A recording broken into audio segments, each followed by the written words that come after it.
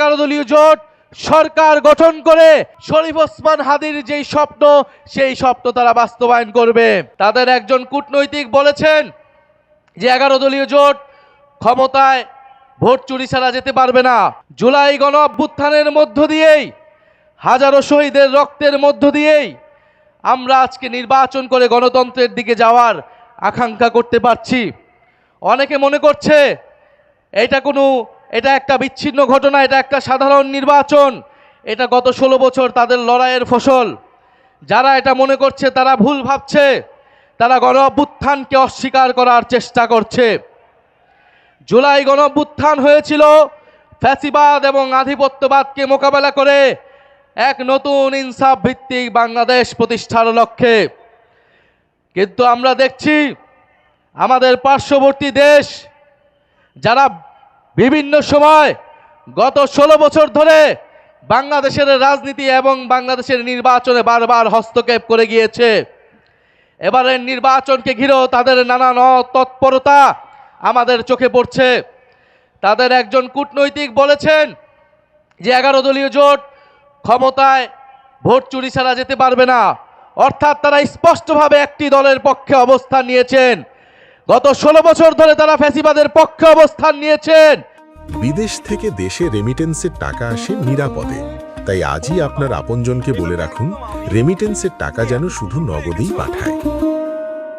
আমাদের ভাই শরীফ ওসমান হাদি সে ভারতীয় আধিপত্যবাদের বিরুদ্ধে লড়াই করে শহীদ হয়েছেন।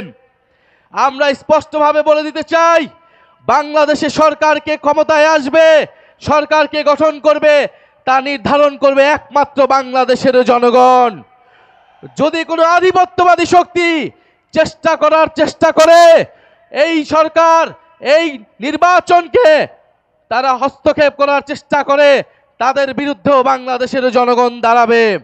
সারা বাংলাদেশের প্রতিটি আসনে 11 দলীয় জোটের যারা প্রার্থী রয়েছেন, মার্কা রয়েছেন, তাদেরকে আপনারা জয়যুক্ত করুন।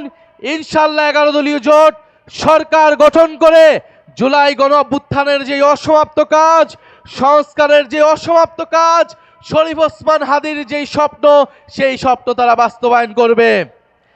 আমরা সরকার গঠন করলে সবচেয়ে বেশি প্রায়োরিটি পাবে জুলাই গণ অভ্যুত্থানের জুলাই খুনিদের বিচার, শরীফ ওসমান হাদির হত্যার বিচার।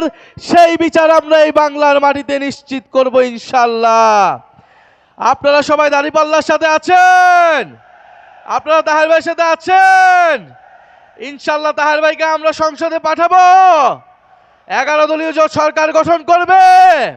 ইনশাআল্লাহ 11 দলীয় জোট সরকার গঠন করবে এবং 11 দলীয় জোট যেই প্রতিশ্রুতি জনগণের সামনে দিয়েছে, সংস্কার বাস্তবায়ন করবে, জুলাই সনদ বাস্তবায়ন করবে, দুর্নীতিমুক্ত, বৈষম্যমুক্ত, আধিপত্যবাদ মুক্ত একটা ইনসাফ ভিত্তিক রাষ্ট্র, সাম্য, মানবিক মর্যাদা ও ন্যায় বিচারের রাষ্ট্র আমরা ইনশাআল্লাহ প্রতিষ্ঠা করব। 47 থেকে 71, 71 থেকে 24 ঐতিহাসিক সকল লড়াইকে ধারণ করে আমরা বাংলাদেশকে সামনের দিকে নিয়ে যাব। ইনকিলাব জিন্দাবাদ।